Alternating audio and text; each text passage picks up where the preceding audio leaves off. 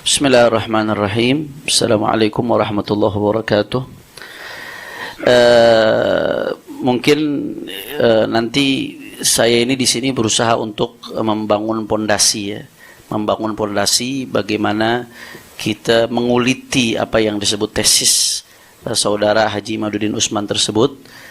Maka mungkin karena ini pondasi sedikit agak panjang, nanti wa ma ba'di minal mutakallimin yubna ala hadzal kalam insyaallah. Yang setelah saya insyaallah akan menambahkan bangunan-bangunan di atas pondasi tersebut insyaallah. Jadi saya mulai, slide PowerPoint-nya sudah bisa ditampilkan? Sudah bisa ditampilkan supaya para pendengar di live bisa menyaksikan. Ya.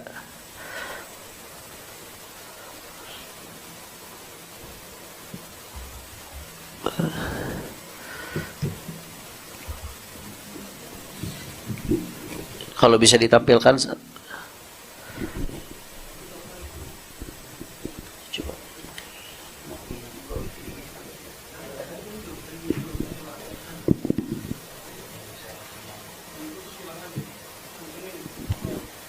Sudah? Sudah masuk. Baik.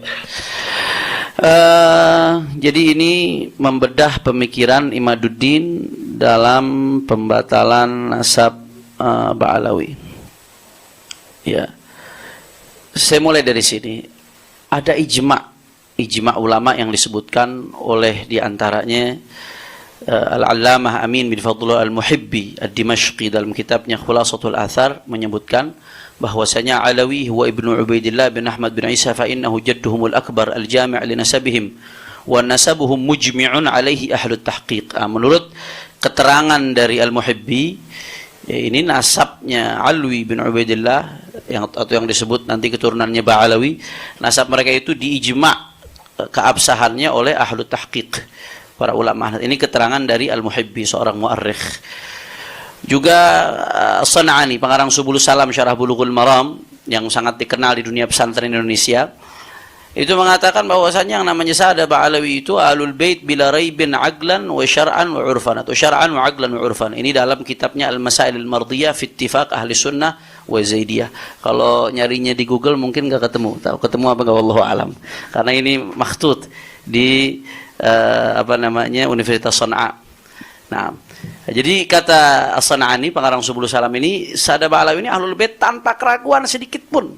Syara'an, baik secara syariat, aqlan atau secara logika, urfan atau secara uruf. Tanpa keraguan sedikit pun. Enggak sampai di situ. An-Nabhani. Nah, ini yang sampai diejek-ejek oleh sebagian orang yang enggak tahu kadar beliau siapa An-Nabhani. Itu sampai mengatakan inna sadatana ala bi'alawi qad ajma'atul ummah al-muhammadiyah fi sa'ir al-asar wal aqtar ala annahum min as-sahih ahli bait min as-sahih ahli bait nubuwwati nasaban. Dalam kitabnya Riyadhul Jannah fi adhkar al-kitab was sunnah. An-Nabhani mengatakan demikian, termasuk ahlul bait yang paling absah nasabnya menurut ijma adalah Sa'ad al-Bi'alawi. Dan ini sedikit yang saya kutip. Di luar itu ada catatan internal. Di luar itu ada catatan para nasabah yang begitu banyak yang nggak mungkin saya kutip satu persatu di sini. Bahkan ada seorang peneliti dari Oman, Sayyid Ahmad bin Awad bin Alwi al-Ibrahim Ba'alawi, itu sampai nulis kitab judulnya Idharul Haqiqah li Mudda'i Kashfil Fadhihah al-Ilmiyah. Di dalam membantah Haji Imad, itu beliau memuat nggak kurang dari 180 referensi non Ba'alawi. 180 referensi dari non Ba'alawi yang menyatakan keabsahan nasab Ba'alawi, atau menyatakan keabsahan status mereka sebagai Husaini, atau menyatakan keabsahan status Sada Ba'alawi sebagai Sada atau Ashraf. Itu nggak kurang dari 180, bahkan di sini yang saya muat 150 lebih. Saya ingat saya itu nggak kurang dari 180. Nah, ini luar biasa. Jumlahnya nggak kehitung. Itu ya baru yang tertulis dari non Ba'alawi. Belum yang tidak tertulis. Belum yang nggak kejangkau. Mana da'il hasar. Kami nggak mengatakan kami udah mencakup semuanya di sini. Nah, anehnya nih, setelah hampir 1000 tahun, Sayyidina Ali bin Ubaidillah, baru muncul ada satu orang setelah hampir 1000 tahun yang tahu-tahu yang mengatakan Ubaidillah itu bukan anak Ahmad bin Isa. Sehingga keturunannya bukan keturunan Ahmad bin Isa. Kalau bukan keturunan Ahmad bin Isa, berarti bukan keturunan Rasulullah SAW. Menariknya dia mengatakan dengan sangat yakin Ba'alawi mustahil tersambung Rasulullah SAW. Mustahil kata dia. Nah, ini kalau mustahil berarti dia pasti benar. Kalau dia pasti benar, berarti semua ulama itu tadi itu semuanya salah. Ini yang bikin saya tergelitik untuk meneliti apa iya ulama-ulama besar sebanyak itu salah. Apa iya sekelas Ibnu Hajar Al-Haytami, Al-Hafidh As-Sakhawi, Asy-Syarqawi, Sayyid Bakri Syata, Al-Hafidh Murtada Az-Zabidi, An-Nabhani, Syekh Nawawi Al-Bantani, kemudian Buya Hamka, dan banyak sekali. Ya, kami nggak bisa paparkan satu persatu. Insya Allah nanti kami akan launching ini dalam buku, kami sudah siapkan semua secara ilmiah, kami uraikan secara lengkap. Ya, nanti insya Allah akan ada sesinya tersendiri. Itu kok bisa? Jadi hanya dia yang benar, kalau mustahil tersambung berarti itu semuanya salah tuh. Semuanya nggak ngerti. Semuanya ya minimal kena prank Ba'alawi berarti semuanya. Nggak ada yang paham. Ini yang menjadi titik mulai penelitian kami. Apa iya ulama tuh rame-rame salah secara berjamaah, secara kompak. Maka sebelum kita masuk, seperti yang tadi disinggung oleh Habib Syekhan bin Abdul Qadir As-Sagaf, Ketua Maktab Daim, ya, kita dudukkan dulu permasalahan sesuai dengan porsinya. Kita mau meninjau sebuah objek, kita harus tahu ini berkaitan dengan disiplin ilmu apa. Mau bicara soal bahasa, ya bicara soal nahwu sharaf, keabsahan sebuah susunan kata dalam bahasa, dan seterusnya. Kita bicara soal ini pernikahan sah apa enggak, ya lihat di ilmu fikih dong. Tinjau pakai sudut pandang ilmu fikih, sah nggak pernikahannya. Karena bukan seenaknya sendiri kita mau ninjau satu objek penelitian terus nentuin standar sendiri, kemudian bebas seenaknya sendiri menyatakan ini sah nggak sah. Coba dudukin dulu apa yang lagi dibahas. Ternyata yang kita bahas ini nasab, objeknya tentang nasab. Nasab itu ada ilmunya. Al-Allamah Haji Khalifah dalam kitabnya Kashfudz Dzunun itu menjelaskan bahwasanya ilmu ansab wa ilmun yuta'arraf minhu ansabun nas wa qawaiduhu al-kulliyatu wal juz'iyatu wal gharadu minhu al-ihtirazu 'an al-khata' fi nasab syakhsin. Ilmu nasab ini yang sama Mas Sugeng dibilang apa? Ilmu apa? Bangkai. Ilmu udah jadi bangkai katanya.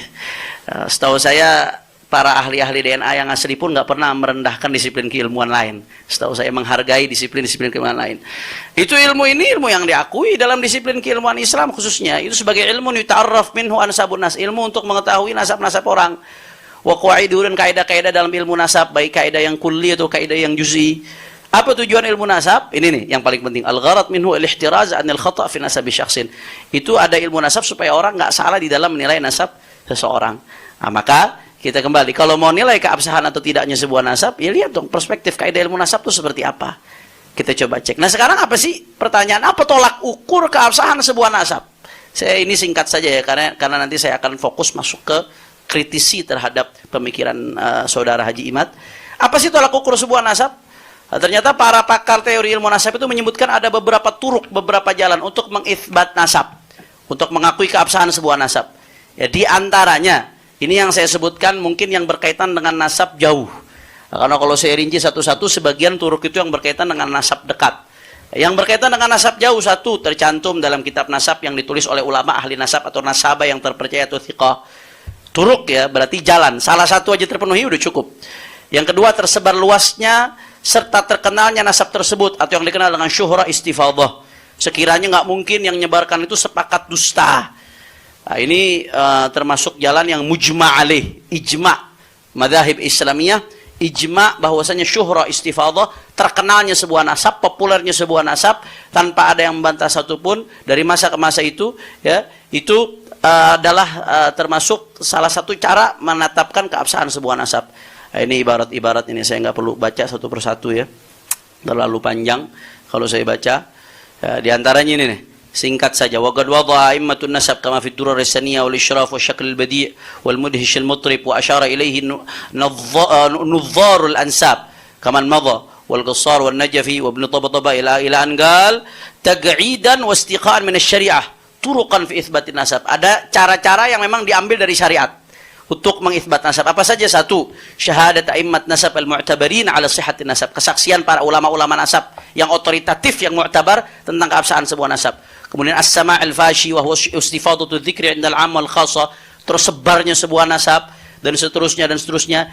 Ini turuk, ya, cara-cara di dalam mengisbat nasab. Satu saja terpenuhi, ya kayak kita mau ke Bogor, bisa lewat jalan tol, bisa lewat Depok, bisa lewat Bekasi, muter ke Cibarusah. Ada banyak jalan. Satu aja kita tempuh tuh sampai ke Bogor berarti. Itu namanya turuk. Nah, nanti akan kita bahas. Ada turuk, ada syurut. Turuk itu beda dengan syurut. Ya. Nah, ini jadi secara garis besar ulama nasab itu setidaknya kalau yang berkaitan dengan nasab jarak jauh ada dua. Satu diakui oleh ulama nasab atau ada bahasa lain khattun nasabah, dicantumkan dalam kitab nasab ulama-ulama nasab yang mu'tabar, yang otoritatif. Yang kedua syuhrah istifadhah, keterkenalan sebuah nasab. Itu merupakan cara tolak ukur mengakui keabsahan sebuah nasab, khususnya yang jarak jauh, yang sudah ratusan bahkan sampai ribuan tahun. Nah, pertanyaan sekarang, nasab Ba'alawi apakah memenuhi standar tersebut? Ini simpel sekali, simpel sekali. Apakah nasab Ba'alawi memenuhi standar tersebut? Nasab Ba'alawi dicantumin nggak sama para nasabah? Diakuin nggak? Kemudian ketersambungan nasab Ba'alawi itu udah masuk syuhrah istifadhah nggak sebagai Husaini, sebagai keturunan Sayyidina Husain bin Ali bin Abi Thalib? Sederhana saja standarnya itu. Kalau menurut perspektif ilmu nasab. Nah, ternyata faktanya, sebagaimana kami uraikan di buku ini panjang lebar, itu keabsahan nasab Ba'alawi diakui oleh para nasabah yang mu'tabarin. Di antaranya Muhammad Kadzim bin Abil Futu Al-Yamani Al-Musawi, di situ Abdullah sebagai anak Ahmad bin Isa. Begitu juga Muhammad bin Husain As-Samarqandi, Sayyid Dhamin bin Syadqum, kemudian nasabah Abu Alamah, kemudian Al-Hafidh Murtadha Az-Zabidi sampai nulis kitab Ar-Raudhul Jali, kemudian juga sampai menulis catatannya terhadap Al-Musyajjarul Kasyaf. Begitu juga Syekh Syaraf Al-Ubaidiri, walaupun bukan sumber primer kita temukan tapi melalui sumber sekunder. Ada yang mengutip dari Murtadha Az-Zabidi.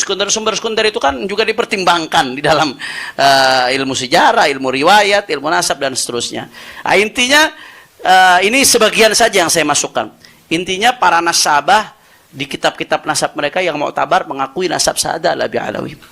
Nah, kemudian yang kedua, bukan hanya di kitab nasab, ternyata data yang ada di kitab nasab ini ditunjang oleh data dari selain kitab-kitab nasab. Itsbatnya pakai kitab nasab.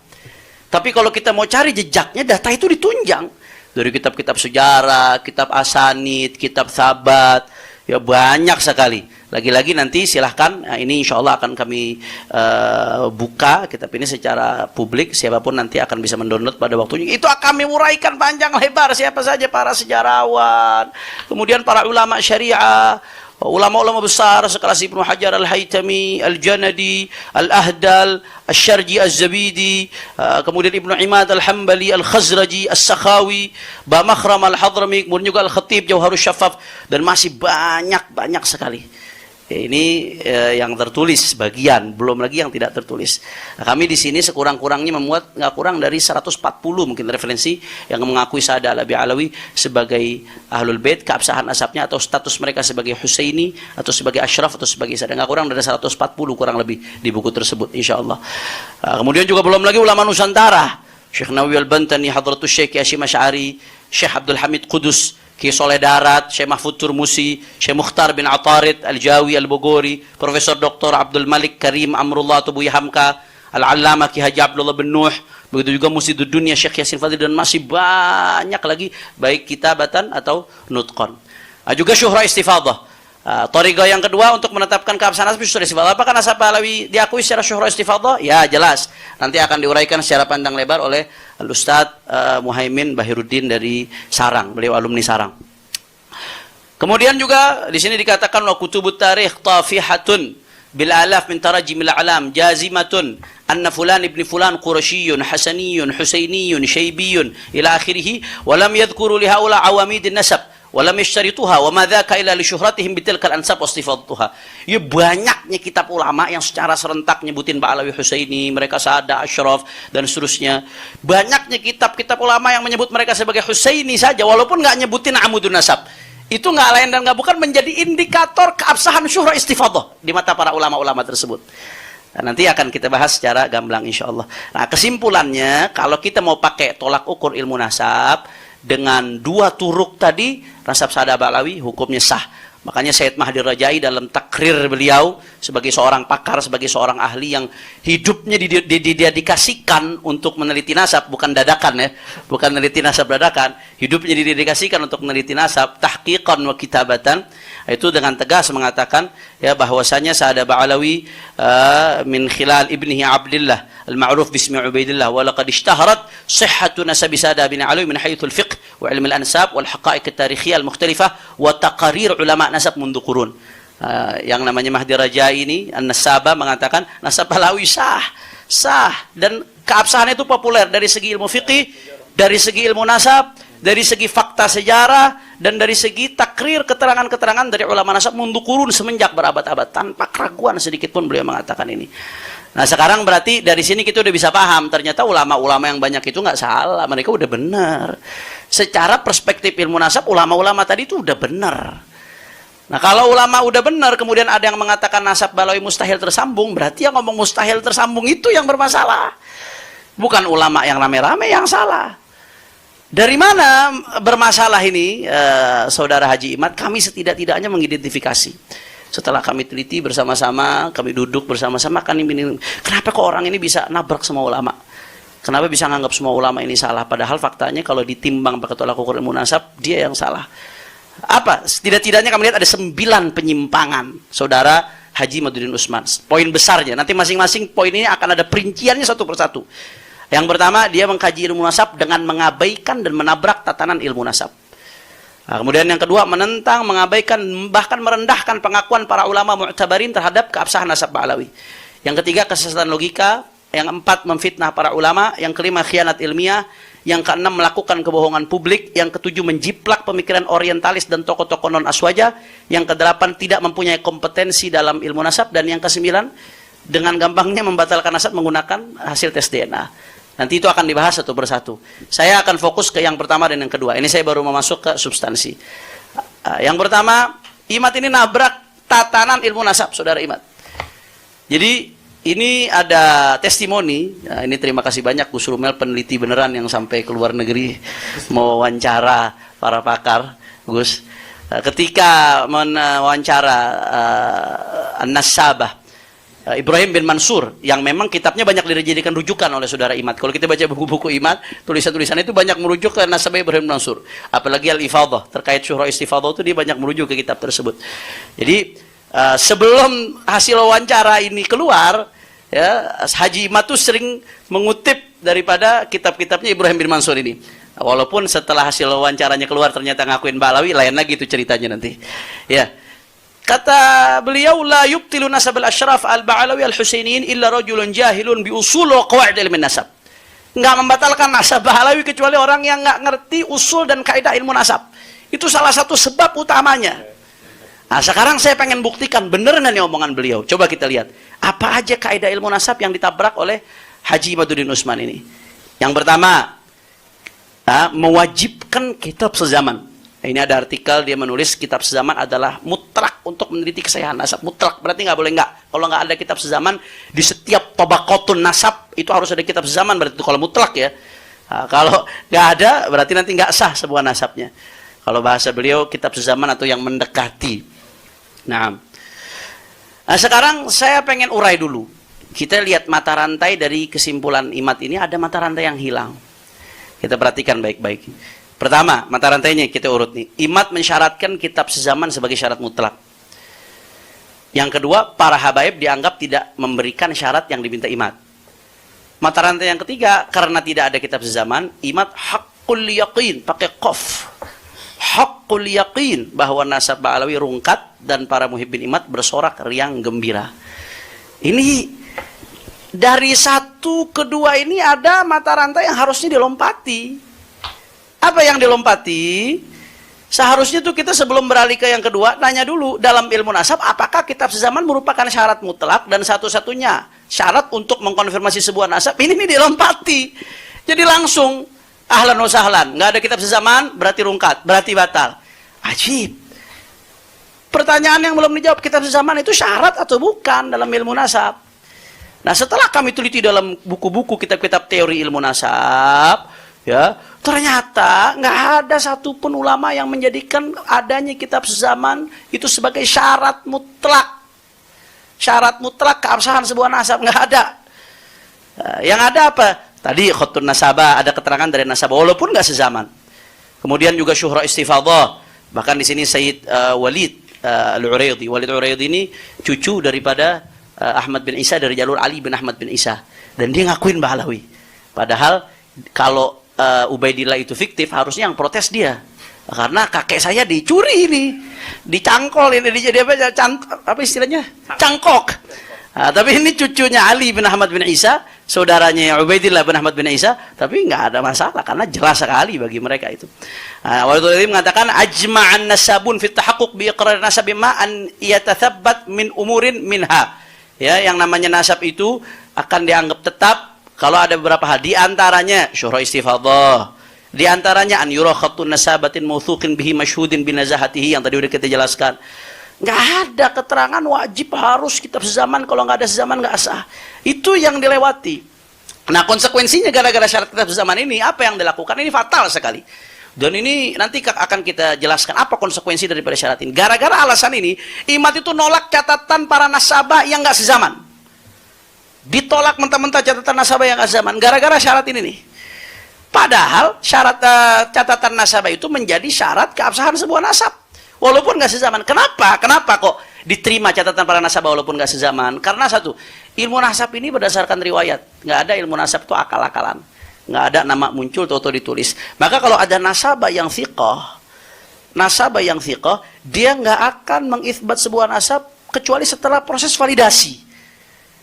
Itu prosesnya. Karena ada ancaman dari Rasulullah SAW. Man kadzaba alayya muta'ammidan falyatabawwa maq'adahu minan nar. Orang yang bohong atas nama Rasulullah SAW itu siap-siap tempatnya di neraka, kata Nabi SAW. Bahkan secara nasab secara umum sekalipun, laisa min rajulin idda'a li ghairi abi wa huwa ya'lamu illa kafara billah wa man idda'a qauman laisa lahu fihim nasabun falyatabawwa maq'adahu minan nar. Ya, itu orang yang ngaku-ngaku bukan bapaknya itu adalah kufur. Ngaku-ngaku aja kufur, apalagi nyambungin nasab orang. Dan mendapatkan ancaman laknat dalam riwayat-riwayat hadis lain. Maka para nasabah yang thiqah ini nggak sembarangan. Dia kalau sudah nyatet melalui proses validasi, ya betul-betul diperiksa. Ini betul-betul nyambung apa enggak? Dan pasti by data sebelumnya. Walaupun ya tradisi catatan kaki itu sejak kapan sih? Tradisi nyebutin sumber sejak kapan sih? Dan kalau mau dibuka itu kitab-kitab nasab yang dipakai oleh saudara Imad Tahdzibul Ansab, kemudian juga Al-Majdi dan lain-lain, itu saya lihat nggak ada yang nyebutin sumber referensi itu di catatannya. Nah, karena memang dia nasab itu mencantumkan setelah dia proses validasi, menurut dia ini udah tepat secara ilmu nasab, secara ilmu syariah itu dicantumkan. Makanya keterangan seorang nasabah yang thiqah, yang mu'tabar, yang diakui kepakarannya dari nasab itu diterima. Dan Sayyid Hussein bin Haidar Al-Hashimi dalam kitabnya Rasail fil Ilm Ansab ini menceritakan bagaimana proses validasi yang dilakukan oleh seorang nasabah sehingga begitu kuat. Nah, itu dia melalui proses tahrirun nasab, bima'na an yabsutan nasab taratan wa yushajjiruhu ukhra, ya ditahrir dulu, ditahqiq itu nasab. Kemudian setelah itu diukur ini masuk akal apa enggak zamannya, waktunya, wafatnya dan lain sebagainya. Kemudian yang ketiga, kalau memang sah nanti udah benar diperiksa. Ini abudul nasabnya udah mustaqim atau belum, perlu ditakwim atau tidak, perlu diluruskan atau tidak, ada yang perlu dikoreksi atau tidak. Itu diperiksa secara detail. Nah, ini sebelum saya lanjut sedikit ini ada yang lucu nih.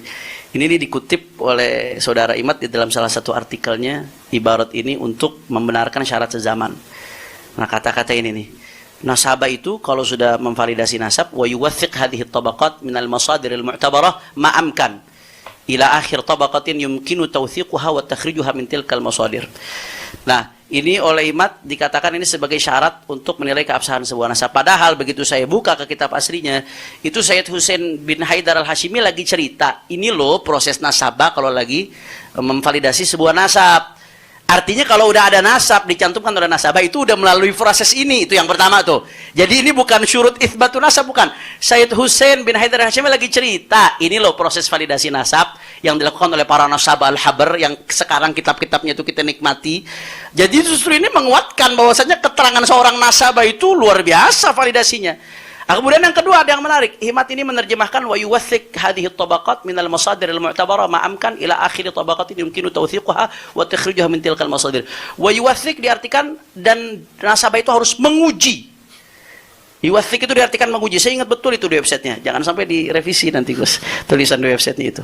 Menguji setiap tingkatan nasab ini dengan sumber-sumber sebisa mungkin sampai tingkatan akhir yang bisa dilakukan.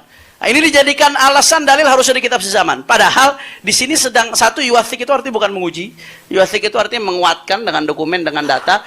Dan itu pun di sini bukan syarat mutlak, ma'amkan sebisanya, kalau bisa ya bagus. Kalau nggak bisa terus nggak semerta-merta nasab itu dianggap batal. Kalau ada kitab sezaman ya bagus, luar biasa. Tapi kalau enggak, ya nggak semerta-merta kitab itu dianggap, nasab itu dianggap batal.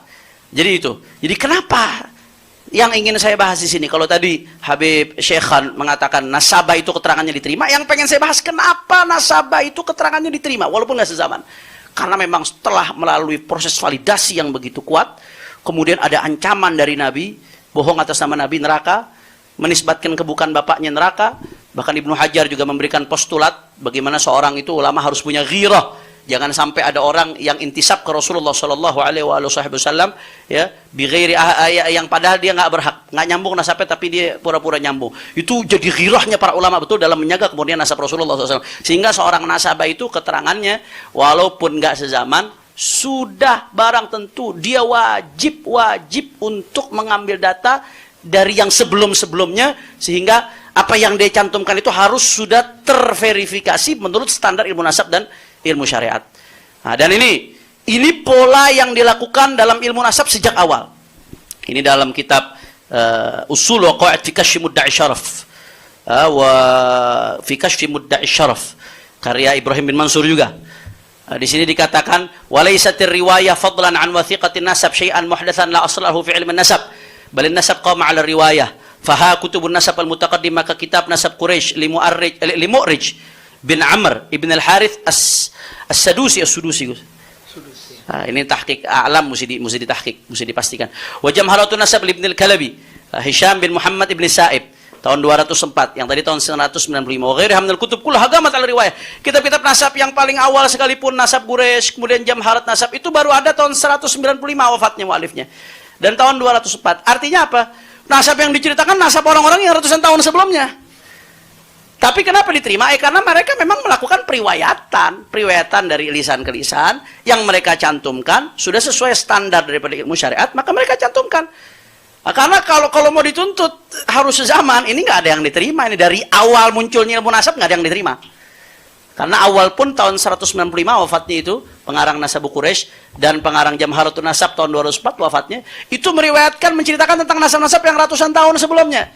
Dan itu diterima oleh para ulama. Nah, karena mereka berdasarkan satu thiqah periwayatannya. Yang kedua, nggak mungkin mereka ngarang-ngarang. Kalau mereka ngarang-ngarang, terbukti ulama akan menjarah. Ulama akan kompetensi dia sebagai seorang nasabah dan kethiqahannya akan diserang oleh para ulama. Itu yang pertama. Kemudian ada contoh-contoh. Ini saya kasih contoh-contoh real. Bagaimana para ulama itu selama nasab itu syuhra wal istifadah, terkenal. Ulama-ulama itu akan menerima nasab tersebut walaupun nanti ada nama-nama yang kalau ditarik ke atas nggak akan ketemu di kitab nasab manapun, di kitab tarajim manapun. Ini kita bisa lihat ini. Nah, ini namadzij qabul riwayat amudin nasab raghma adami dzikri ba'd al-ajdad fil kutub. Saya kasih contoh-contohnya. Ini saya ambil dari kitab Usul wa Qawaid fi Kashfi Mudda'i Syaraf. Kita lihat. Ini contohnya diantaranya Imam Ahmad bin Hanbal. Imam Ahmad bin Hanbal itu beliau seorang Syaibani Adnani. Nasabnya beliau adalah Imam Ahmad ibn Hanbal Ahmad bin Muhammad bin Hanbal bin Hilal bin Idris bin Abdullah bin Hayyan bin Abdullah bin Anas bin Auf bin Qasid bin Mazin bin Syaiban bin Zuhul ila akhir sampai Ma'ad dan Adnan. Nah, beliau Syaibani Idrisi dan ini diakui. Beliau sebagai seorang bukan Syaibani Idrisi, Syaibani Adnani. Syaibani Idrisi jadi. Syaibani Adnani. Ya. Padahal kata ulama itu kalau ditarik ke atas ada kakeknya yang namanya Auf dan Qasid.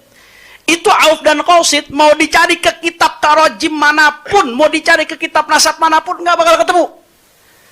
Tapi ini diakui, diterima. Kenapa? Karena periwayatannya dari jalur orang yang fiqh. Ditunjang dengan syuhra istifadah, nggak ada yang ingkar beliau sebagai Syaibani, sebagai Adnani. Nah, maka di sini kalau disyaratkan kitab sezaman, waduh, Imam Ahmad bin Hanbal rungkat ini nasabnya bisa-bisa. Dan itu nggak dilakukan oleh para ulama. Dan menariknya lagi, nasab Imam Ahmad bin Hanbal ini diambil dari khatnya Imam Ahmad bin Hanbal sendiri dan dari riwayat Ibnu Al-Hafidz Abdullah bin Ahmad bin Hanbal. Tapi karena thiqah perawinya dan memang punya standar keilmuan, punya kompetensi, punya seorang yang mu'tabar, diakui, diterima, nggak ada masalah. Walaupun ada nama-nama yang nggak disebut. Kemudian contoh yang kedua, Al-Khatib Al-Baghdadi itu mengakui nasab Ali bin Muhammad bin Ahmad sebagai Al-Qurashi. Nasabnya Ali bin Muhammad bin Sulaiman bin Mansur bin Abdullah bin Muhammad bin Mansur bin Musa bin Sa'ad bin Abdullah bin Malik bin Anas bin Abadah bin Jabir bin Wahab bin Dhabbab bin Hujair bin Abd bin Ma'is atau Mu'is. Mungkin ada beberapa nama-nama yang harus ditahqiq karena a'lam itu, mohon maaf saya sekali lagi kalau ada salah penyebutan. Bin Amir bin Lu'ay bin Ghalib. Nah, ini diakui oleh Al-Khatib Al-Baghdadi. Padahal kalau dirunut ke atas ada kakeknya yang namanya Abdullah dan Muhammad bin Mansur itu. Abdullah dan Muhammad bin Mansur. Abdullah dan Muhammad bin Mansur. Ini nama mau dicari di kitab nasab manapun, kitab sejarah manapun, kitab tarajim manapun nggak ketemu nama ini kalau dicari. Tapi sama Khatib Baghdadi diakui. Kenapa? Karena ada syuhra istifadhah. Dan perawinya thiqah, bisa diterima. Nah, ilmu nasab itu mabniun ala riwayah seperti ini. Kalau mau ditarik kitab sezaman, wah, ini nggak akan ketemu, rungkat. Nah, tapi kenapa ulama ngakui? Karena tadi syuhra istifadhah dan melalui jalur periwayatan yang bisa diterima, yang thiqah. Padahal Khatib Al-Baghdadi itu kalau ngelihat nasab yang ngawur, beliau akan tegas ngomong.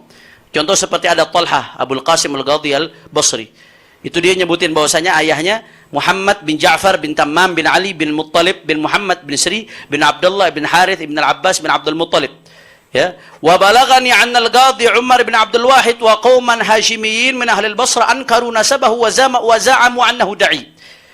Ya, Khatib Al-Baghdadi ketika ngutip nasabnya Talhah Abul Qasim Al-Ghadhi Al-Basri, karena beliau melihat informasi yang menjadi pembatal nasab tersebut disampaikan sama beliau, dan itu kewajiban, nggak boleh disembunyikan.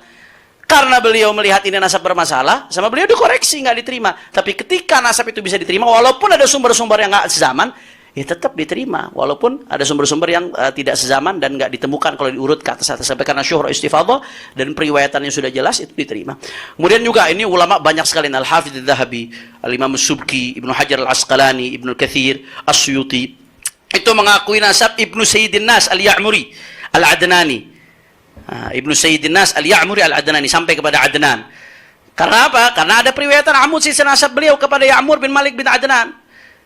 Dan ini intisabnya beliau kepada Adnani, ini syuhra istifadhah. Makanya begitu ada riwayat Amud tersebut langsung diterima, nggak ada masalah.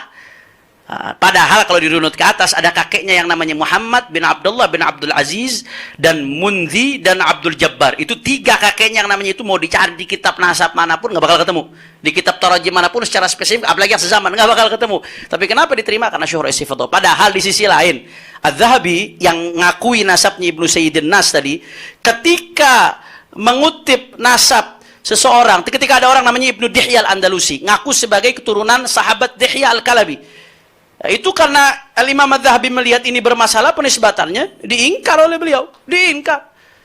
Artinya ulama-ulama ini kalau ada nasab yang nggak bermasalah, mereka yang akan protes, mereka nggak akan diem. Ketika mereka semua nerima, karena bagi mereka udah memenuhi standar ilmu nasab, memenuhi standar ilmu syariat, dan ilmu sejarah bagi para muarikhin. Ini sederhana sekali sebetulnya. Kemudian juga Al-Hafidz Ibnu Hajar mengakui nasab Al-Imam Ibnu Khalil sebagai keturunan Sayyidina Utsman Ibnu Affan. Karena apa? Karena ada periwayatan Amud, silsilah nasab beliau kepada Sayyidina Utsman.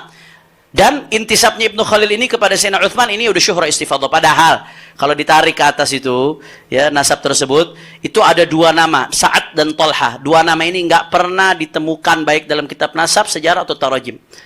Apakah langsung diputuskan rungkat? Enggak, Ibnu Hajar menerima. Kenapa? Karena syuhra istifadhah dan perawi nasabnya itu seorang yang thiqah yang bisa diterima.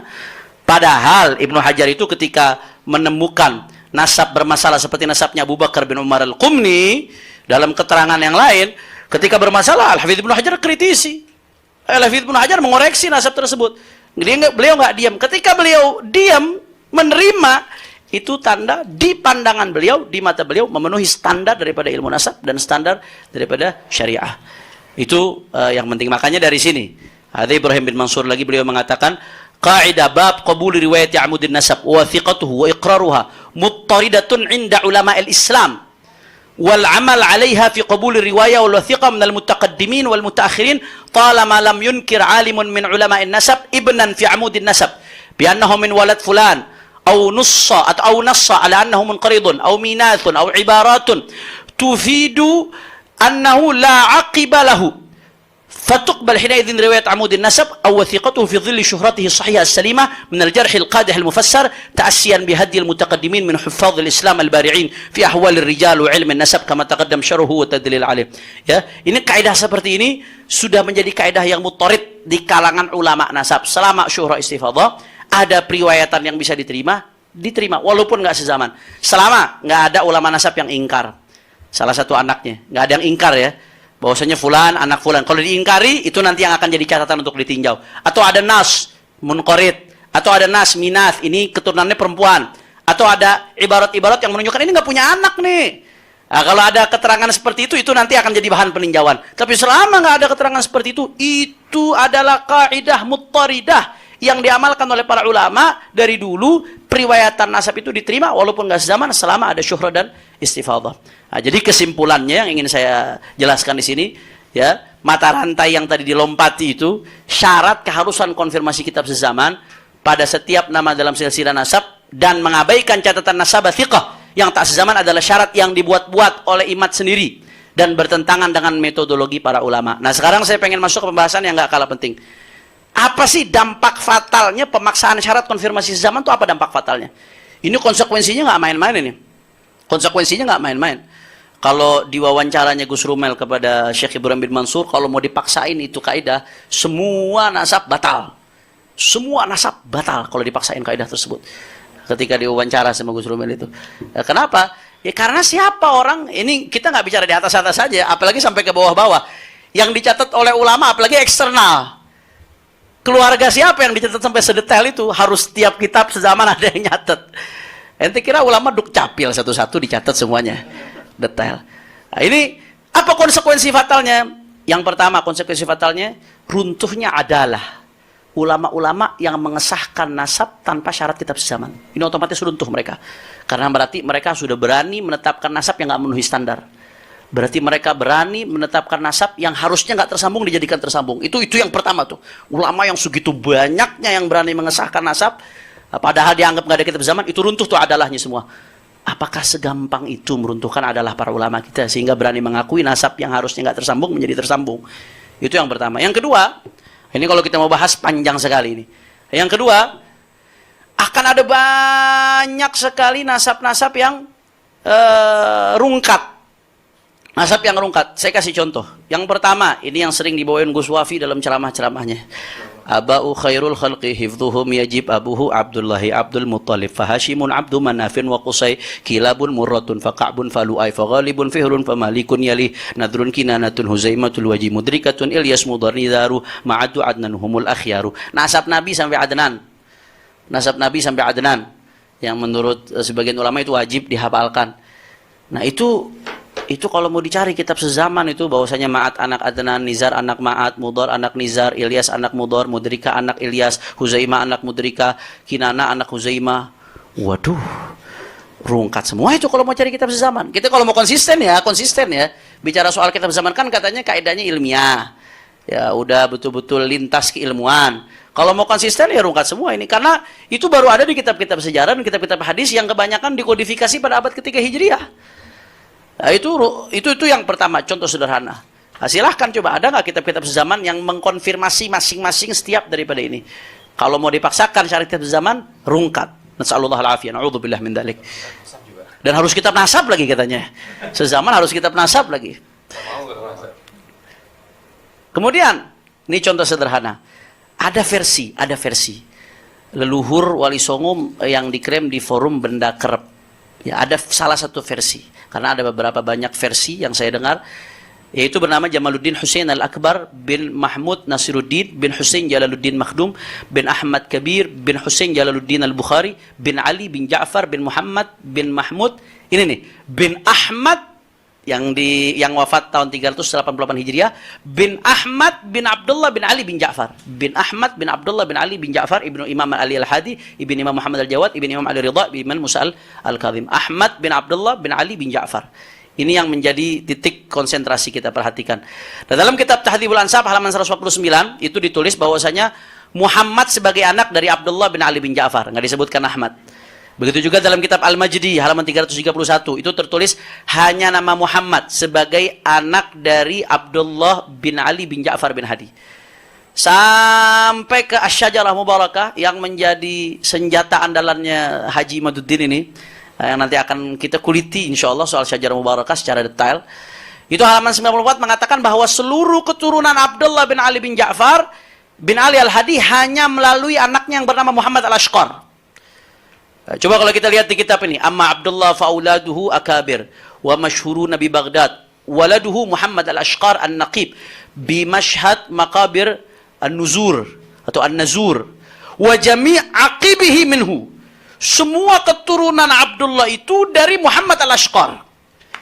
Sedangkan tadi disebutkan dari Ahmad bin Abdullah bin Ali. Ahmad keturunannya katanya. Kemudian kalau kita lebih jauh lagi, Ar-Razi ini pakai jumlah ismiyah, berarti tertutup tuh kemungkinan adanya tambahan, kecuali kalau ada kitab yang lebih tua. Ini kalau kita ngikutin kaidahnya Haji Imaduddin, ya. Jarak antara Ar-Razi yang wafat tahun 606 Hijriah sampai wafatnya Abdullah bin Ali itu kurang lebih 218 tahun. Nggak ada riwayat, tidak ada kisah, tidak ada kabar bahwa Abdullah bin Ali bin Ja'far memiliki anak namanya Ahmad dan cucu bernama Mahmud dan keturunannya terus itu. Dan dalam kitab Al-Asili juga demikian, nggak ditulis nama Ahmad bin Abdullah. Dan Muhammad Kazim bin Abil Futuh Al-Yamani juga demikian. Sampai dalam kitab An-Nafhal Ambariyah juga nggak ditulisin nama Ahmad bin Abdullah. Sampai pada Bahrul Ansab halaman 25 karangan An-Najafi yang wafat abad ke-10-an baru terdapat catatan menuliskan nama Ahmad sebagai anak dari Abdullah bin Ali bin Ja'far bin Ali Al-Hadi. Ini kalau dihitung dari wafatnya Abdullah bin Ali bin Ja'far ya pada abad ke-4 sampai dengan tertulisnya nama Ahmad pada kitab Bahrul Ansab abad 10, maka terdapat keterputusan riwayat selama 6 abad atau 600 tahun. Kalau ngikutin teori Kiai Imad. Kalau, jangan dipotong-potong ini. Nanti dipotong-potong buat ngadu domba sama keturunan Wali Songo. Nah, ini kacau, namam, motong-motong itu luar biasa. Kalau ngikuti teorinya Kiai Imad. Karena di sini kita lagi gugat teori tersebut justru. Dan ini udah tertutup dengan jumlah ismiyahnya Syajarah Mubarakah. Sehingga keturunan Al-Bukhari Al-Musawi dari jalur Ahmad bin Abdullah bin Ali bin Ja'far kalau ngikutin teori Kiai Imad ya nggak bisa dipakai. Itu kemudian runtuhnya keturunan Syekh Abdul Qadir Jilani yang bernama Saleh dari jalur Saleh. Jangan dipotong lagi nih, sekali lagi saya katakan. Ada versi yang mengatakan Sunan Giri itu keturunan Syekh Abdul Qadir Jilani dari anaknya yang namanya Saleh. Ada versi, sekali lagi saya disclaimer. Contoh silsilah tersebut adalah Sunan Giri bin Yaqub bin Ibrahim bin Junaid bin Abdul Qadir bin Syu'aib bin Abdul Jabbar bin Abdul Razak bin Abdul Aziz bin Saleh bin Syekh Abdul Qadir Al-Jilani. Nah sekarang dalam kitab Al-Anwar fi Nasab An-Nabi Al-Mukhtar yang dikarang oleh Abu Abdullah Muhammad bin Ahmad bin Muhammad bin Abdullah Al-Jazi Al-Kalbi Al-Gharnati, halaman 57 tertulis bahwa keturunan Syekh Abdul Qadir Al-Jilani bersumber dari 10 anaknya dan tidak disebutkan Saleh. Ada 10 anak tuh. Abdul Wahab, Isa, Ibrahim, Abdul Aziz, Abdul Razak, Yahya, Abdullah, wa Abdul Jabbar, wa Muhammad, wa Musa. Karena Syekh Abdul Qadir Jilani itu anaknya banyak. Tapi yang berketurunan itu dari 10 ini menurut keterangan kitab tersebut. Ini jumlah ismiyah juga ini. Wah, kacau jumlah ismiyah ini.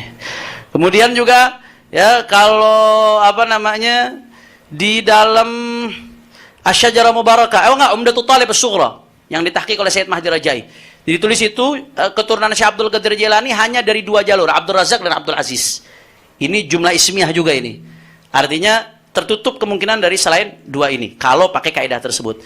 Maka kalau udah tertutup kemungkinan, walaupun setelah itu ada yang bawa kitab, setelah Umdatul Thalib, ada yang datangkan kitab membawa keterangan, ada yang namanya Saleh, kemudian ada jalur keturunan dari Saleh. Walaupun demikian, tapi kalau ngikutin kaidahnya Kiai Imad atau Haji Imad ini udah runtuh duluan.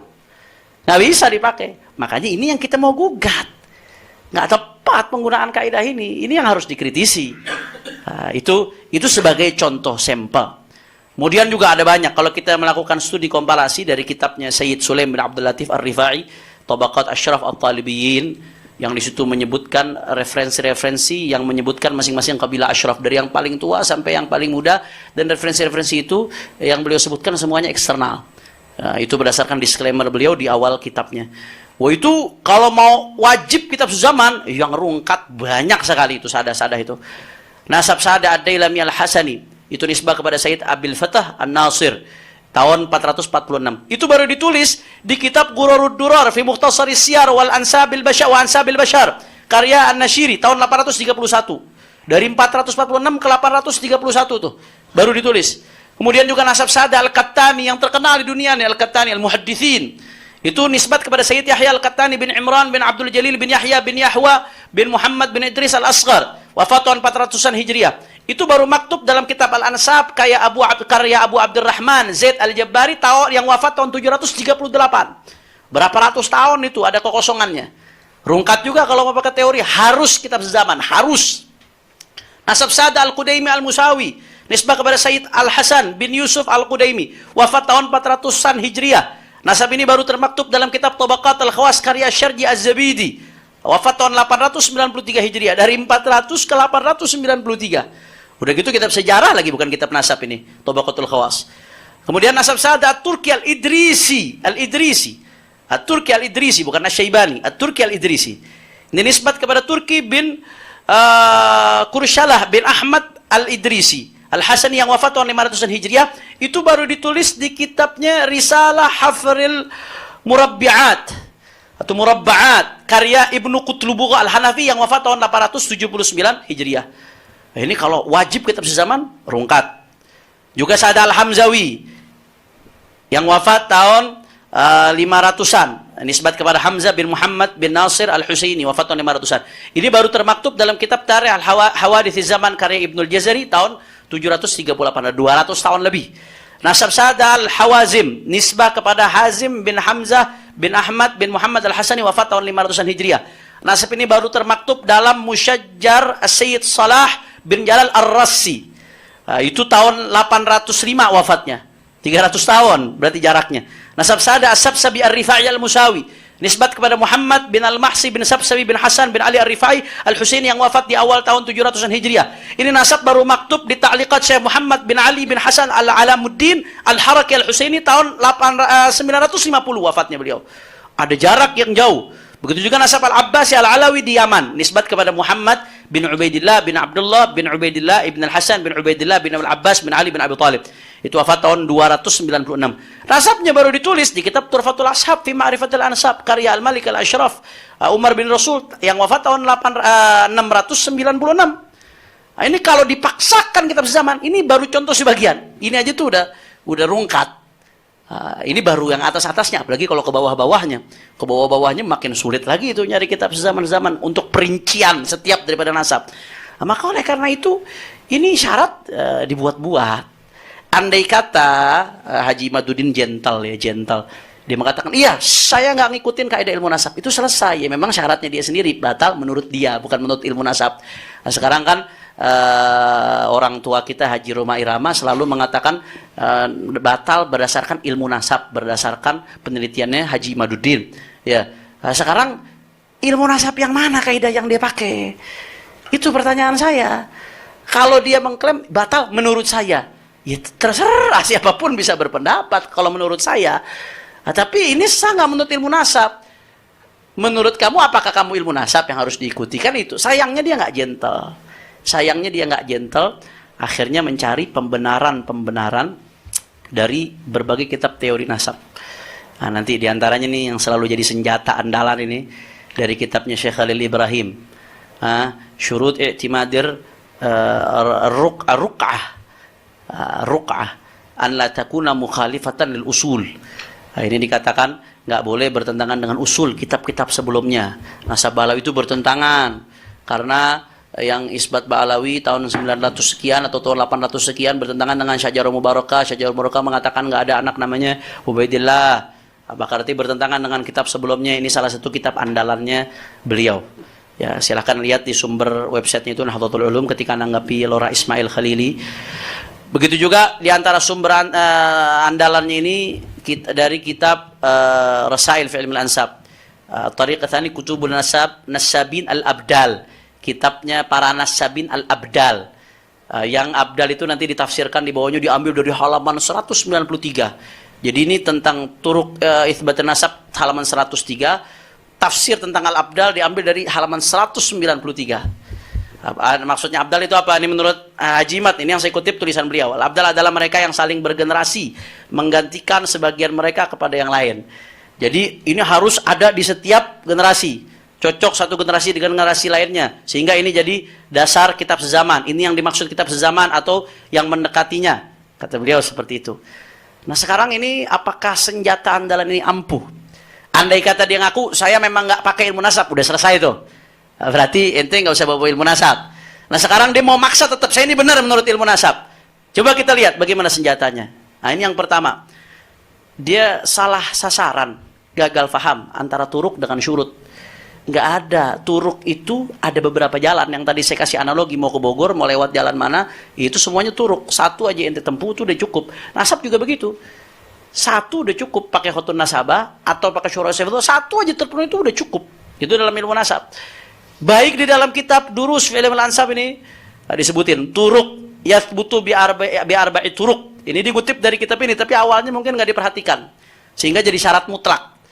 Kemudian juga ini dari kitab Rasail fi Ilmil Ansab yang dipakai oleh Haji Imad, waqad adda ulama nasab khamsat tara'iq li thubutihi. Ada 5 turuk lagi turuk. Ada 5 jalan tara'iq. Tariqun, turuk, tara'iq. Jam'ul jawami', tara'iq, fa'ail. Tariqun, turuk, tara'iq. Ya, ada 5 cara. Satu aja terpenuhi udah selesai.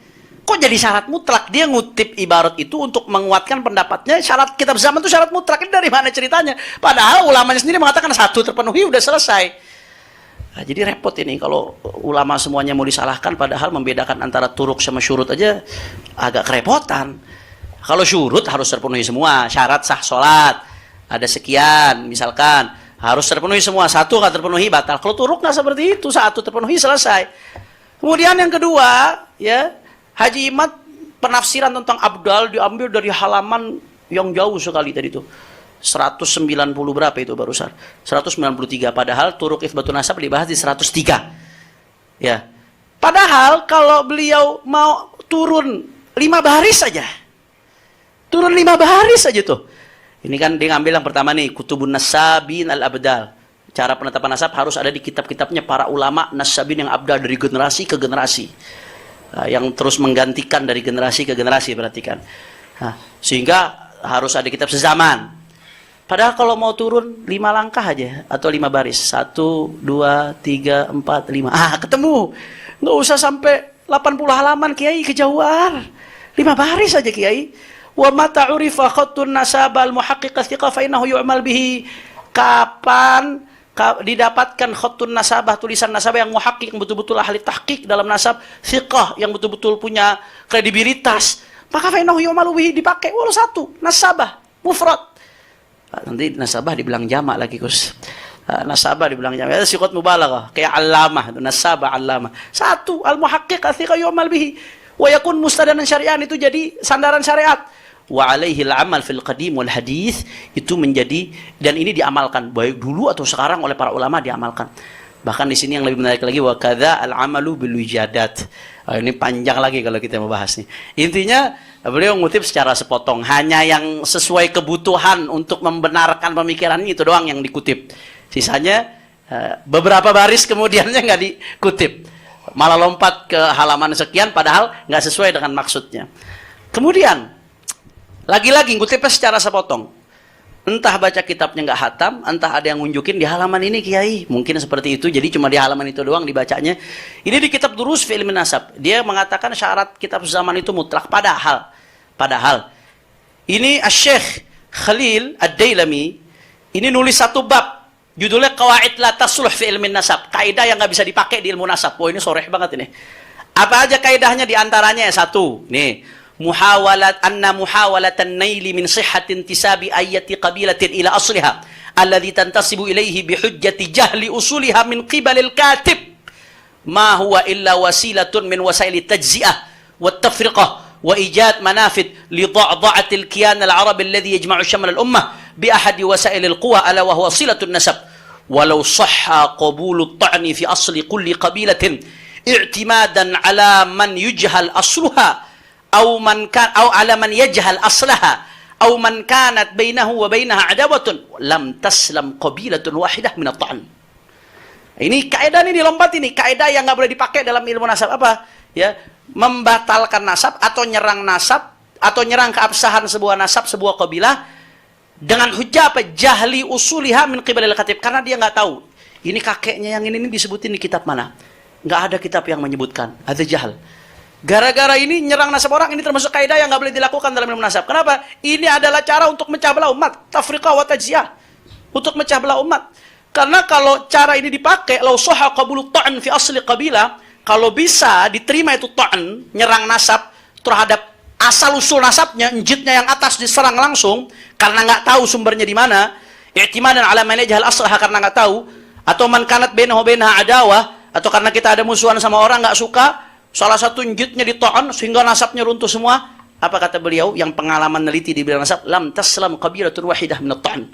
Enggak ada satupun kabilah yang selamat dari ta'an. Tidak ada satupun kabilah yang selamat dari ta'an kalau kaidah ini mau dipakai. Sayangnya di kitab ini beliau berusaha ngambil ibarat untuk menguatkan syarat kitab zaman. Di kitab ini pula ibarat ini beliau lompati. Sayang sekali. Ini nanti pembahasan khianat ilmiah masuk juga ini sebetulnya ini. Nah, peneliti itu ya bisa salah. Tapi kalau berkhianat nggak boleh, itu aib buat peneliti. Melompati apa yang harusnya disampaikan itu aib sekali buat peneliti. Yang ke-10, ini kaidah yang ke-10 ini lebih spesifik. At-ta'nu fi nasabi ba'd al-qaba'il bihujjah anna jaddahum alladhi yartabituna bihi lam tudhkar lahu kutubul ansab aw lam tadhkur lahu kutubul ansabi. Aqib. Lam tadhkur lahu kutubun nasab aqib. Falaisa kullu man lam tadhkur lahu kutubul ansabi dzurriyatan laisa bimu'aqib atau laisa bimu'aqib. Ya. Menyerang satu nasab qabilah dengan hujah apa? Kakeknya yang paling atas enggak disebutin dalam kitab nasab. Nah, ini termasuk kaidah yang enggak sah. Ubaidillah bin Ahmad enggak disebutin dalam kitab sezaman. Ini kata beliau termasuk qawaid la tasluh fil ilm ansab yang enggak layak dipakai. Lagi-lagi beliau lompati padahal ngambil ibarat untuk menjustifikasi syarat zaman dari kitab ini, tapi ininya dilompati. Kemudian nggak sampai di situ, yang lebih menyedihkan lagi, inilah pentingnya penelitian tuh nanya ahli di sini, apalagi nanya muallif kalau masih hidup. Pemahaman beliau itu dibantah sendiri oleh muallifnya.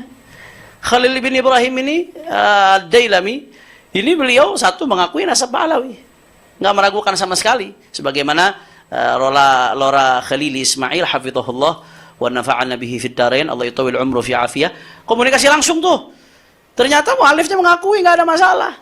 Itu satu, dibantah sendiri oleh mu'allif. Yang kedua, dia mengatakan usul di sini kitab-kitab sebelumnya. Padahal, jadi yang di Burghah Mashiga atau di An-Nafhal Ambariyah nggak boleh bertentangan dengan sebelumnya dalam hal ini Syajarah Mubarakah. Usul itu kitab sebelumnya. Padahal makna usul itu bukan seperti itu. Mu'allifnya sendiri menjelaskan usul hiya matammal ittifaqu alaihi wa tasalama alaihi ahlun nasab. Usul itu adalah ya yang disepakati oleh seluruh ahlun nasab, asal usul yang disepakati oleh seluruh ahlun nasab. Nah, di dalam kitab ini juga sebetulnya kalau Haji Imad mau buka halaman berikutnya aja, yang dimaksud usul itu dijelaskan. Ada mukhalafat usul. Apa yang maksudnya al-usul an-nasabiyyah al-mu'tamadah ladal jami'? Asal usul nasab yang disepakati, yang dijadikan i'timad oleh semua ulama. Contoh, di sini dikasih contoh oleh mu'alif nih. Sayyidina Abu Bakar Siddiq itu mansub ke Bani Taim ibn Murrah, akhu Ka'ab ibn Murrah, jaddu Rasulullah sallallahu alaihi wasallam. Nah, ini musallam ini semua ulama nasab sepakat, nggak ada masalah. Kalau tahu-tahu ada kitab menisbatkan Sayyidina Abu Bakar ya ke Bani Tamim, ini nggak dipakai.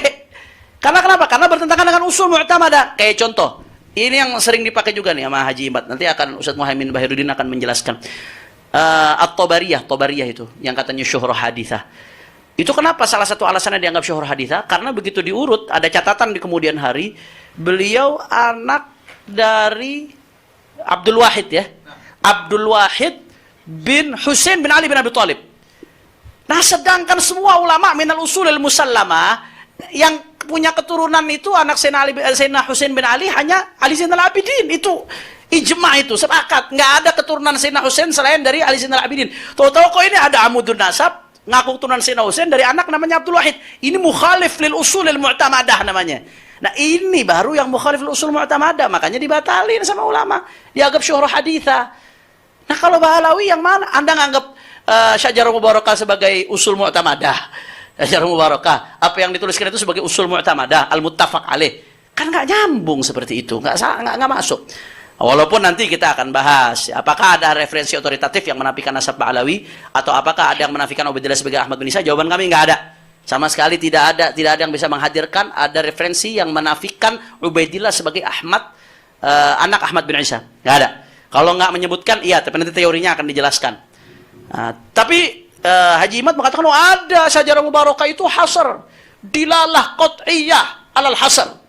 Itu menunjukkan secara pasti, tidak mungkin tidak. Itu menunjukkan anaknya Ahmad bin Isa, nggak ada yang namanya Ubaidillah atau Abdullah. Yang ada adalah Ali, Husain, sama Muhammad. Itu ibarat syajarah mubarakah. Apakah benar demikian? Nanti kita akan preteli satu persatu. Bahasa Betawi lagi keluar nih moderator. Al-afwannya dari kecil sih di Betawi gede. Preteli satu persatu insya Allah. Ya, itu yang pertama. Jadi di sini kami menegaskan syarat harus mutlak ada kitab sezaman.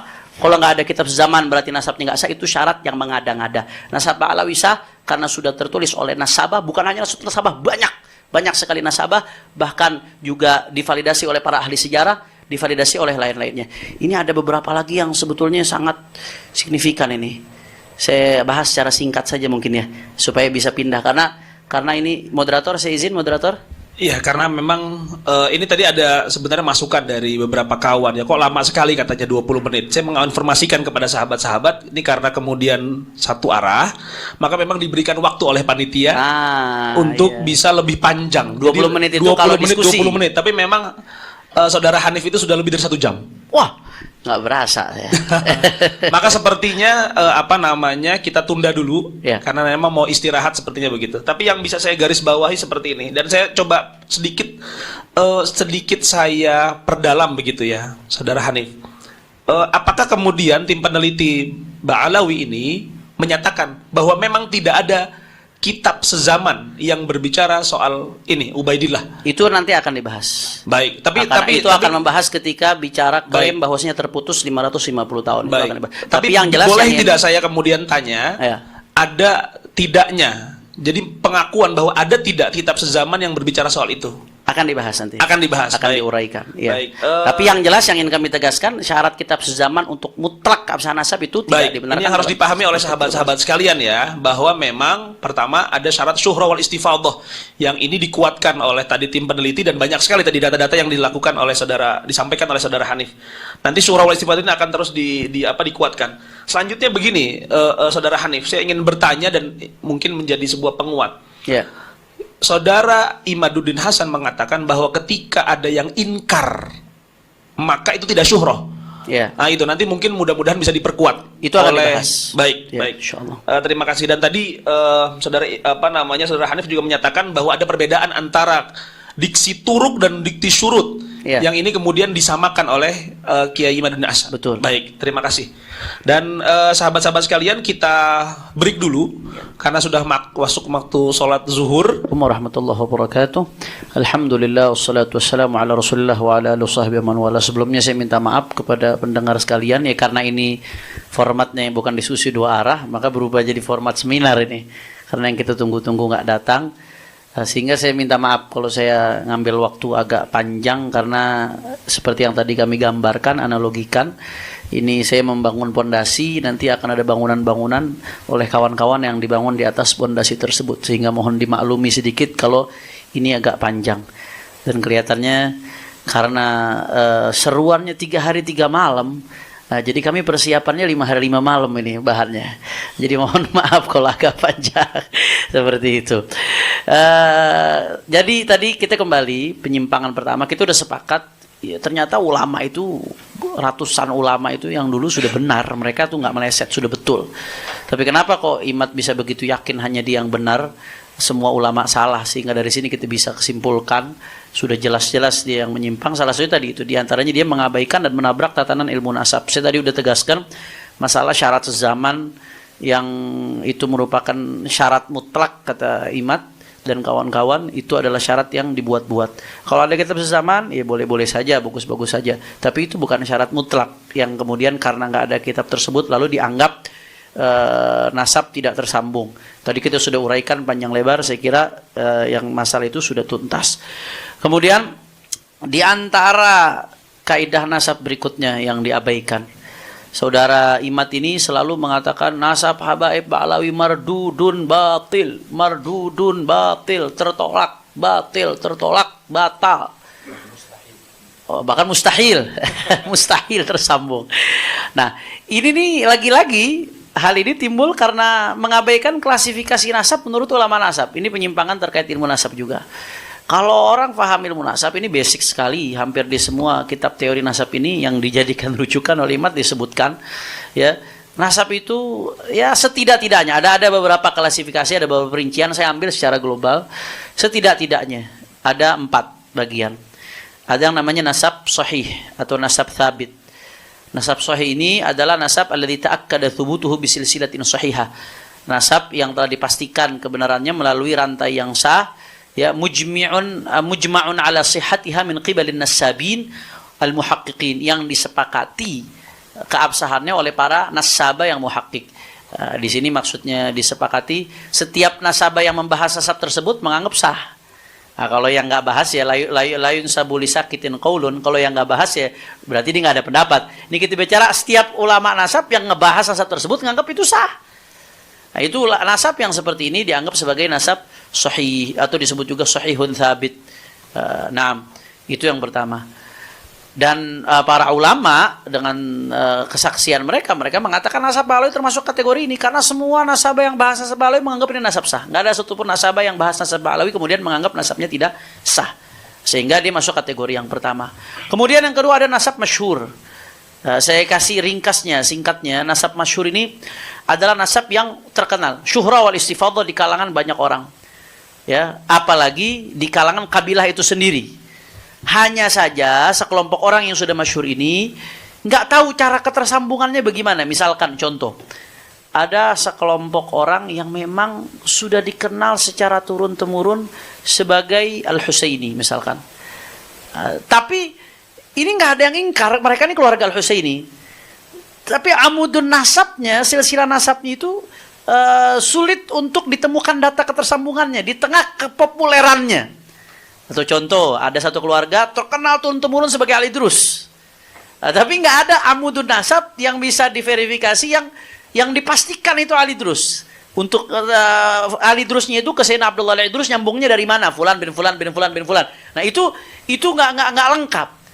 Andai kata ada nasab seperti itu, tapi dia syuhra istifadhah dan diakui, itu sudah cukup untuk mengakui dia sebagai al-idrus. Nggak boleh kita langsung semerta-merta menafikan. Kecuali kalau ada mu'arid yang ingkar, ada yang to'an, ada yang menafikan. Ada nasab yang menafikan. Itu lain cerita tuh.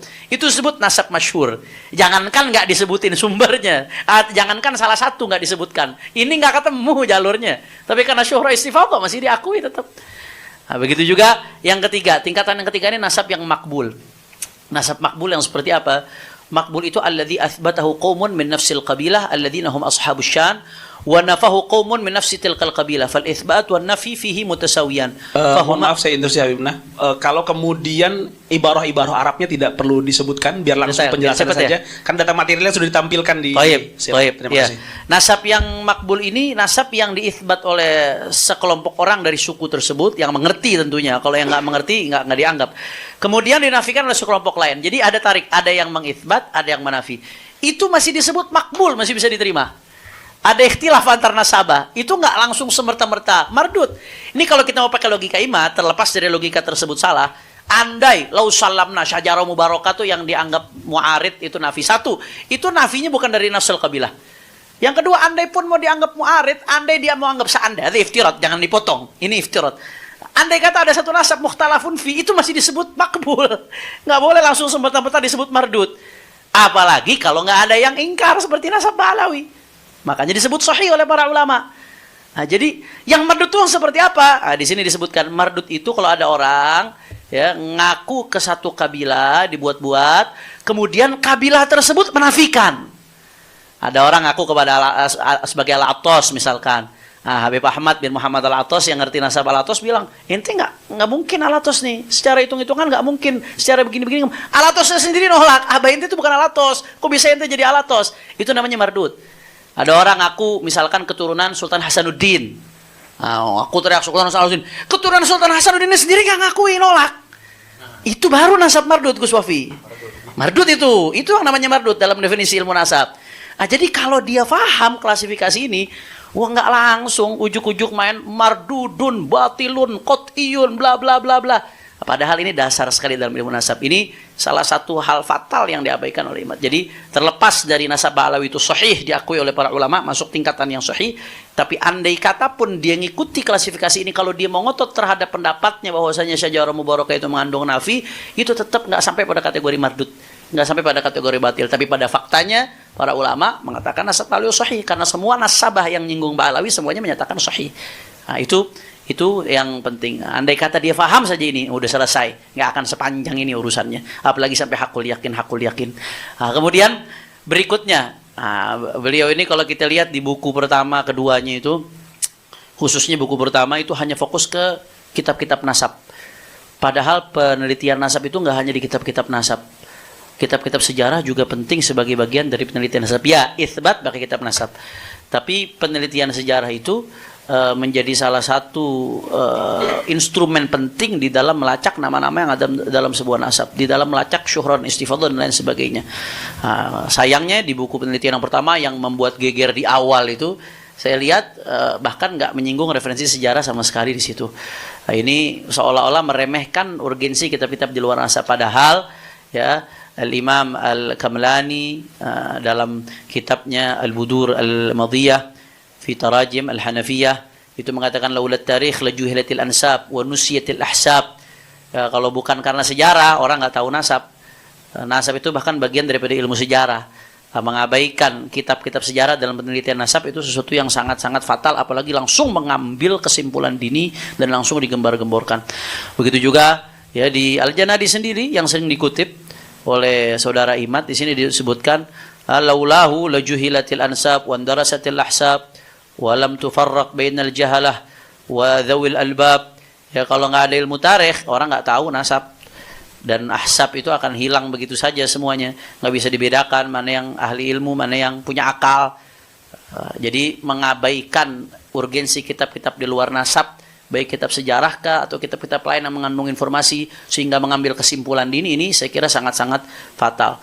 Bahkan Ibrahim bin Mansur sendiri mengatakan kalau sudah keterangan di kitab nasab, ya wa kadza yazdadun nasab quwwatan ala quwwa idza ittafaqat hadhihi syura wal istifadah ma aqwal ulama nasab wa tarikh thiqat fi hadzal nasab. Keterangan kitab nasab kalau udah ketemu sama syuhra istifadah, cocok sama pendapat ulama, cocok sama keterangan di tarikh, wah itu kuah fogol kuah. Udah validasinya tuh makin luar biasa, double validasinya. Kekuatan di atas valid, di atasnya valid itu. Dan faktanya nasab Ba'alawi seperti ini. Selain diakui di kitab nasab, diakui syuhra istifadah. Yang akui syuhra istifadah bukan saya loh, ulama yang ngakuin itu syuhra istifadah. Dalam perspektifnya ulama. Dan ini sesuai juga dengan kitab-kitab sejarah. Dan itu konsisten, luar biasa.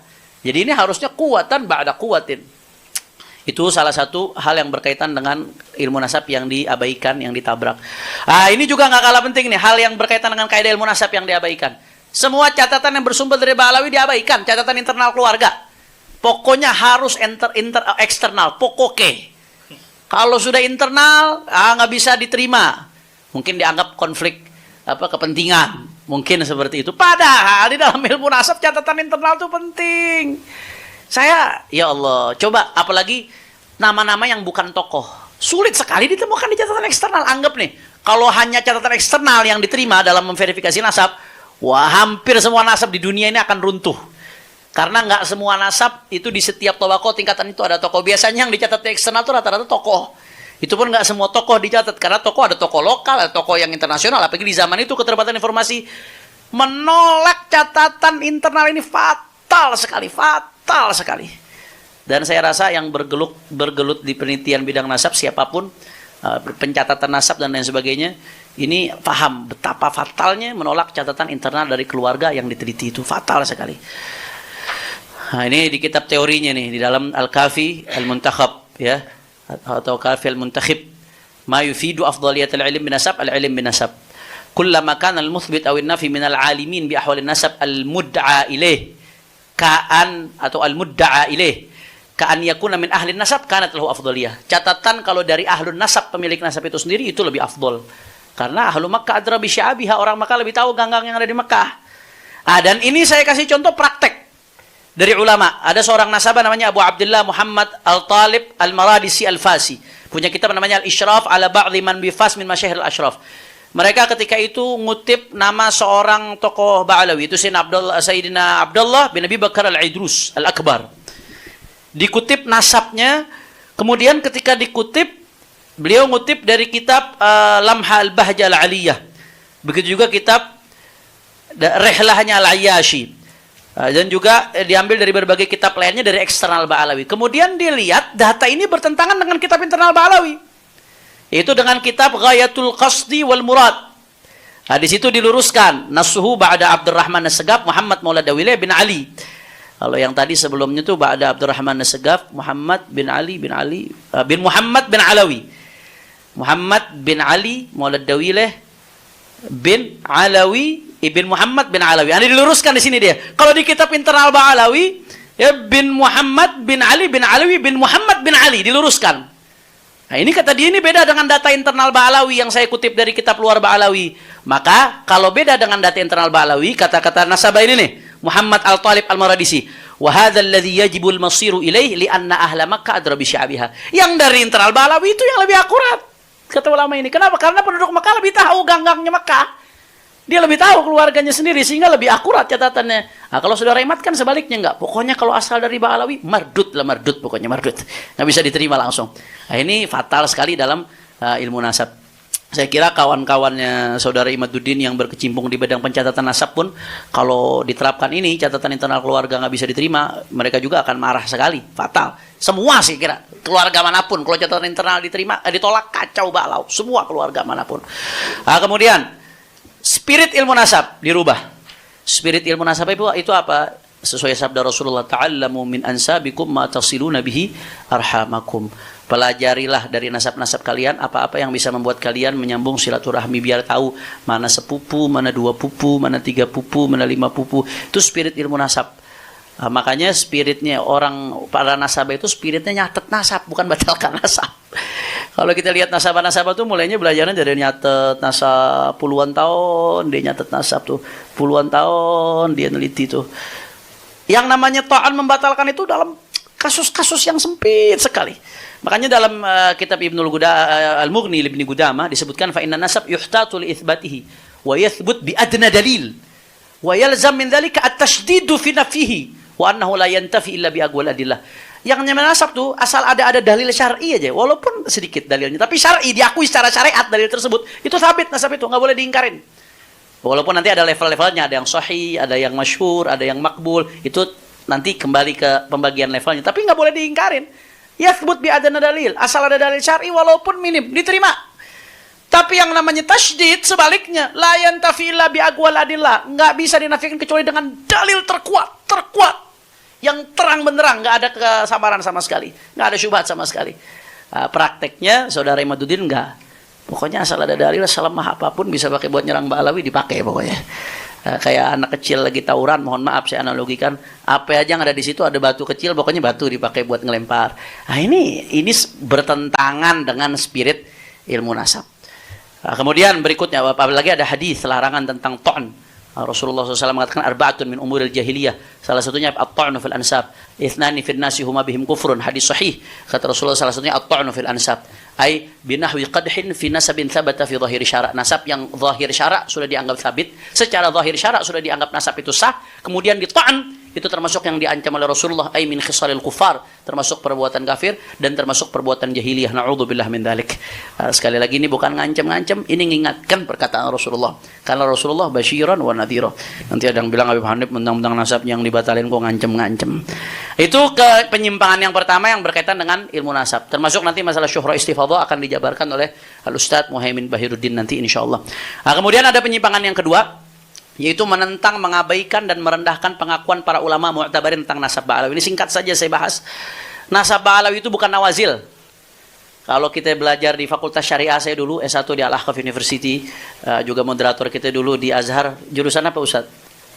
Akidah. Oh, akidah filsafat. Kalau di Syariah ada mata kuliah namanya Fiqhun Nawazil. Fiqih membahas hal-hal kontemporer yang belum dibahas oleh ulama-ulama sebelumnya. Karena apa? Karena sesuatu tersebut baru. Kejadiannya di dulu belum ada, sehingga butuh ijtihad baru untuk merumuskan hukum daripada kejadian tersebut. Nasab Ba'alawi ini bukan nawazil. Nasab Ba'alawi ini udah mansus dari zaman dulu oleh para ulama. Jadi bukan hal yang baru mau diteliti. Ini udah final, ulama itu udah selesai. Sehingga para ulama itu udah ngakui keabsahan nasabnya, statusnya sebagai Husaini, Ashraf Sadah. Nah, ini nanti silahkan bisa dibaca panjang lebar di sini pengakuan-pengakuan para ulama itu. Dan ini bukan nawazil, bukan sesuatu yang baru. Andai kata nasab Ba'alawi ini terputus, nggak nyambung, yang akan memutuskan itu ulama-ulama itu. Kalau menurut standar ilmu nasab dan syariat putus. Kenapa? Karena nasab itu udah sampai ke tangan mereka. Kalau nasab itu terputus kemudian mereka tetap paksakan tersambung, oh berarti khianat dong. Berarti bohong atas nama Rasulullah, berarti menyambungkan nasab yang harusnya disambungkan.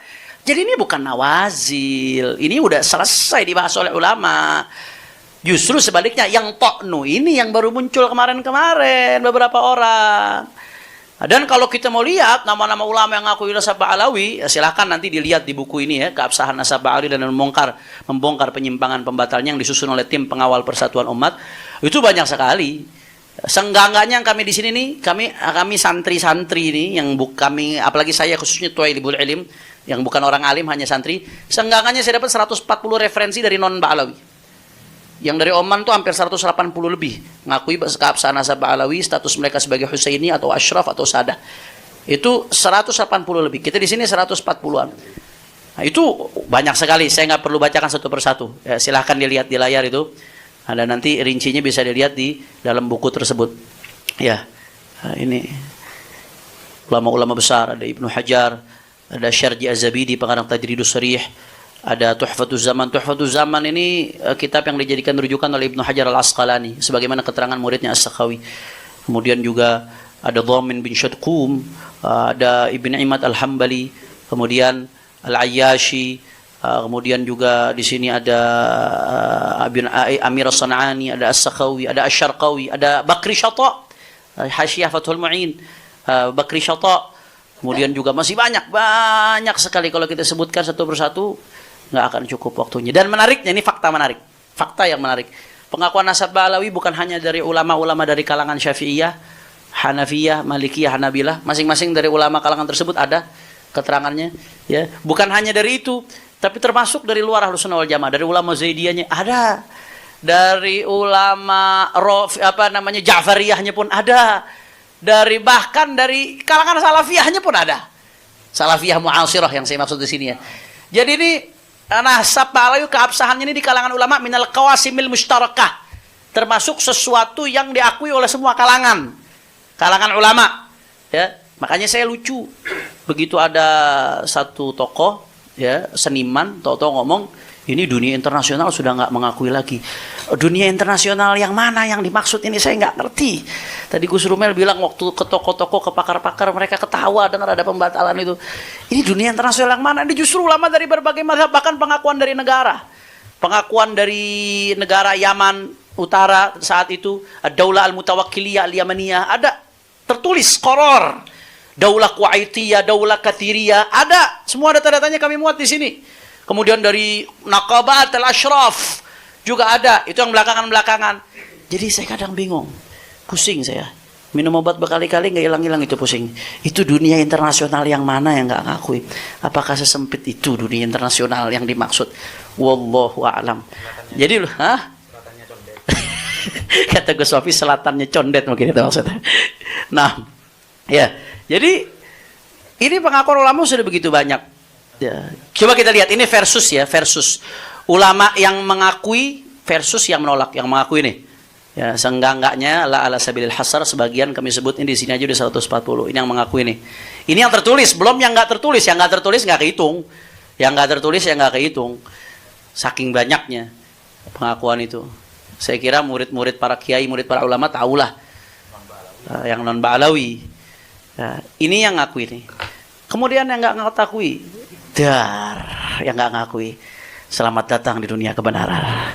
Ini kalau bahasanya Gus Wafi.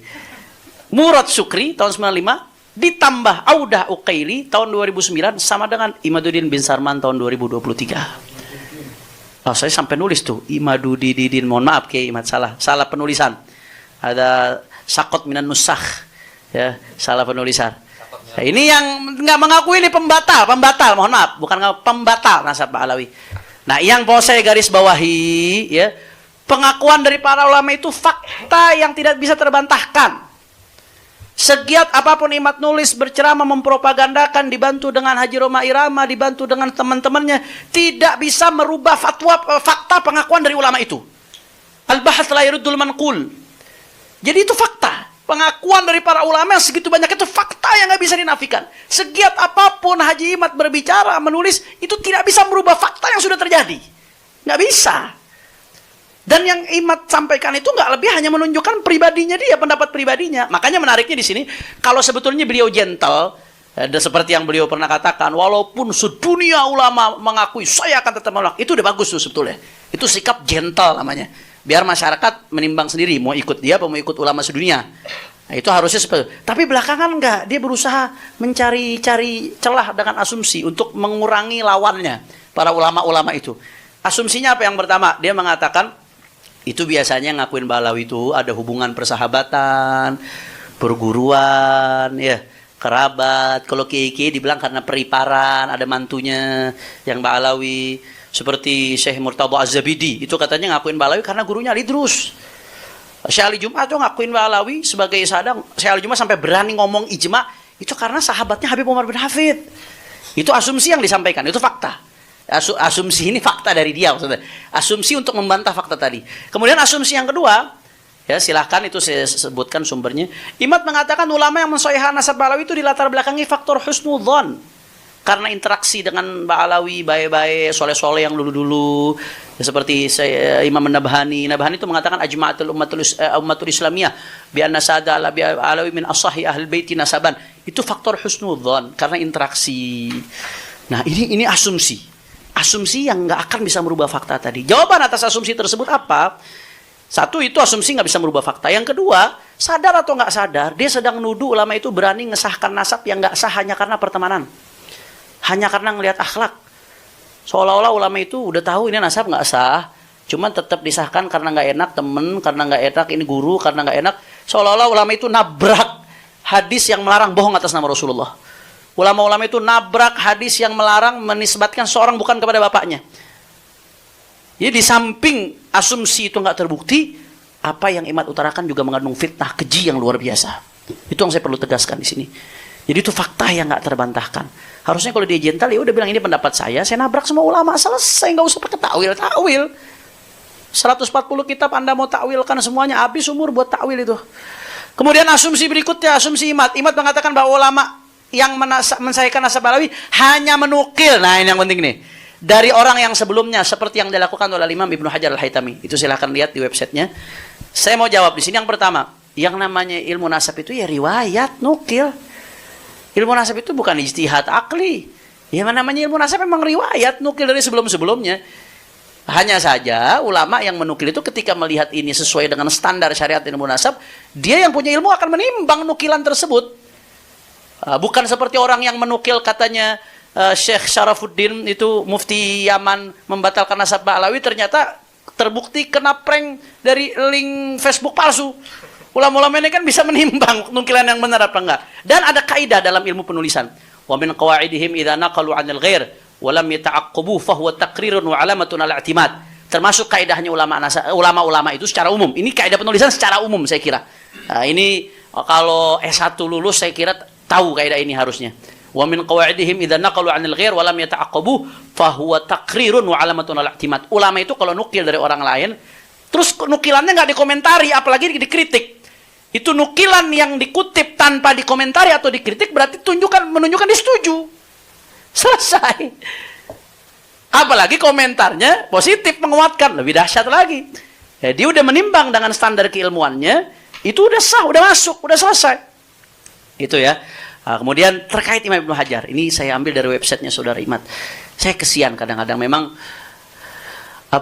kebencian terhadap sesuatu tuh ya mohon maaf sekali lagi, ini nasihat dari hati saya, kadang-kadang membuat buta.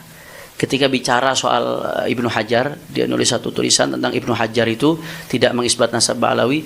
Dia ngutip omongan Ibnu Hajar, dia katakan Ibnu Hajar hanya menukil dari Al-Idrus, omongannya Abdullah Al-Idrus Al-Akbar. Ya memang betul menukil dari Sayyidina Abdullah Al-Idrus Al-Akbar, tapi jangan lupa beliau sendiri nih yang ngutip, tapi dia saya zoom sedikit ya. Nah ini dia sendiri yang ngutip. Ini kan omongan Ibnu Hajar tuh. li'anna masyayikhaha wal nakhtim bi tariqatin jalilatin aliyatil miqdar li'anna masyayikhaha min awalihim ila muntahum min alil bait. Baru setelah itu kullun an abi baru qala al-qutbu Abu Bakar al-Ajrus. Sebelum ngutip omongan Ibnu Hajar ada sebelum ngutip omongan Sayyidina Abu Bakar al-Ajrus, di situ ada keterangan dari beliau, pernyataan min alil bait, ini alul bait. Nah, saking entah nggak kelihatan atau bagaimana, beliau bicara panjang lebar di artikel ini. Ibnu Hajar tidak mengisbat nasab Ba'alawi, padahal itu jelas-jelas tulisan itu min alil bait, itu tulisan Ba'alawi. Itu baru setelah itu ngutip. Itu kan artinya beliau setelah ngutip itu, beliau mengutarakan pandangannya terhadap nasab tersebut setelah ngutip, terhadap sanad tersebut. Sanad yang isinya sekaligus nasab, karena kullun an abi, karena semua ngambil dari ayahnya. Udah jelas banget itu, kullun an abi, semua dari ayahnya. Berarti dia nganggap yang ada di situ semua dari ayahnya. Termasuk Ubaidillah bin Ahmad, Abdullah min abihi Ahmad min abihi Isa, di situ disebutkan. Selanjutnya, kemudian kebencian yang menutup mata. Nah, ini dia tadi, li'anna masyayikha min awalihim, ini sampai ketutupan, sampai enggak kelihatan. La ilaha illallah.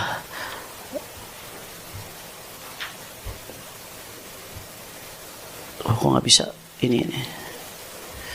Baik. Nah, selanjutnya, tadi saya katakan jika imat gentle, pendapat dia nggak bisa merubah fakta pengakuan para ulama tadi. Kalau dia gentle, biarin umat milih.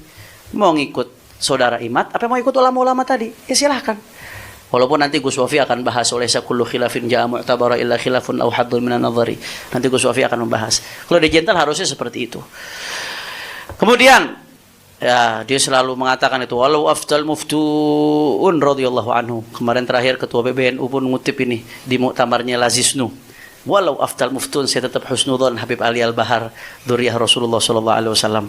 Nah, ketua PBNU mengatakan demikian. Ini kata-kata ini walau afdal muftun ini populer gara-gara ceramahnya Haji Imaduddin.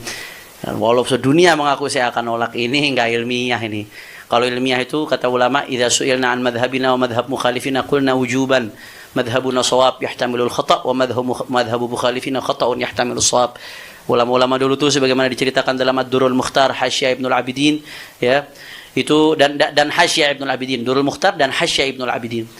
Idza su'ilna an madhhabina, kami kalau ditanya tentang pendapat kami, madhab kami dan madhab orang yang berbeda dengan kami, maka wajib kami mengatakan madhab kami yang benar, yang lain bisa saja salah. Madhab kami salah, madhab yang beda dengan kami salah, bisa saja benar. Az-Zufar, ini Az-Zufar mengatakan inilah sunnadhir ahadan hatta yaqul laqad akhta'tu walakin unadhiru hatta yujan. Qila fa kaifa yujan? Qala yaqul bima lam yaqulhu ahad. Az-Zufar ini dalam kitab Akhbar Abi Hanifah mengatakan, aku ini kalau debat sama seseorang, aku enggak debat sama dia sampai dia mengatakan aku salah. Tapi aku kalau debat sama seseorang, aku debat sama dia sampai gila. Gimana itu gila wahai Syekh? Fa kaifa yujan? Gimana orang gila? Yaqul bima lam yaqulhu ahad. Kalau sudah berpendapat dengan pendapat yang dikatakan yang tidak dikatakan oleh siapapun.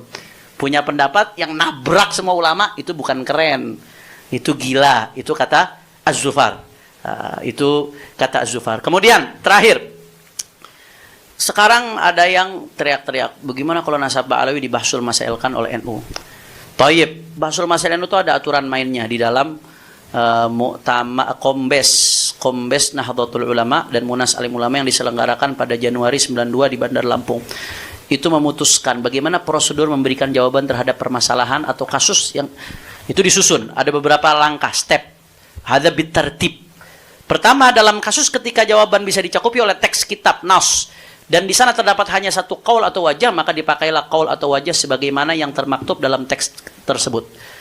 Kalau yang seperti ini nggak ketemu, dalam kasus ketika jawaban bisa dicukupi oleh teks kitab dan di sana terdapat lebih dari satu qaul atau wajah, maka dilakukan takrir jama'i untuk memilih salah satu yang aslah atau aqwa, yang paling kuat, paling sejalan dengan maslahat dan paling sejalan dengan dalil. Ketiga, dalam kasus kalau tidak ada qaul atau wajah sama sekali yang menjelaskan, baru di situ ilhaqul masail binadhairiha secara jama'i. Jadi apa masalah yang udah pernah dibahas sama ulama, ada masalah baru yang serupa, maka hukumnya diilhaqkan, dikiaskan. Nah, kemudian kalau nggak ada juga, nggak ada qaul, nggak ada wajah, nggak ada nazir untuk diilhaqkan, nggak ada masalah serupa dari kitab-kitab yang terdahulu, maka baru di situ lakukan ijtihad jama'i. Artinya apa ijtihad jama'i itu? Hanya dalam masalah nawazil yang nggak ada nasnya. Kalau ada nas seperti nasab Ba'alawi, kalau kata orang Betawi, nasnya seabrek-abrek pengakuan tentang keabsahan nasab Ba'alawi. Ya kalau pakai Basul Masail Ulama yang langsung selesai. Apalagi kalau Ibnu Hajar. Apalagi a'immah, bukan lagi mazhab Syafi'i, ini hampir semua mazhab ulama-ulama. Muhakkik. Dan kalau dalam perspektif ini, ya udah selesai, langsung. Nas ulama terlalu banyak, bukan lagi ada, terlalu banyak kalau mau dibasul masailkan. Maka kesimpulan saya dari yang pertama ini, nasab Ba'alawi sah menurut ilmu nasab, ilmu syariah dan ilmu sejarah. Nanti akan dipaparkan sisanya yang lain, penyimpangan-penyimpangan saudara Imad. Juga sah menurut para ulama dari berbagai madhab, masa dan tempat. Nasab Ba'alawi hanya tidak sah menurut standar pribadi saudara Imad bin Sarman. Itu saja yang saya sampaikan. Saya kembalikan kepada moderator. Tafadhol. Dan saya minta maaf sekali lagi atas agak panjang karena membangun pondasi, karena ini seminar bukan diskusi, nggak hadir, lawannya jadi agak panjang. Assalamualaikum warahmatullahi wabarakatuh.